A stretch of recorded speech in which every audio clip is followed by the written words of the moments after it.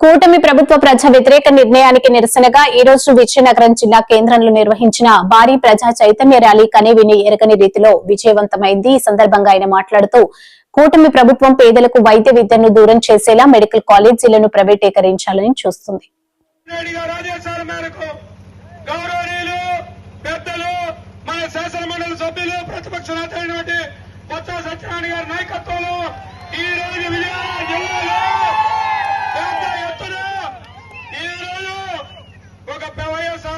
నాయకులు కార్యకర్తలు ముఖ్యంగా ప్రజలు ప్రజా వైద్యం ప్రజల హక్కు.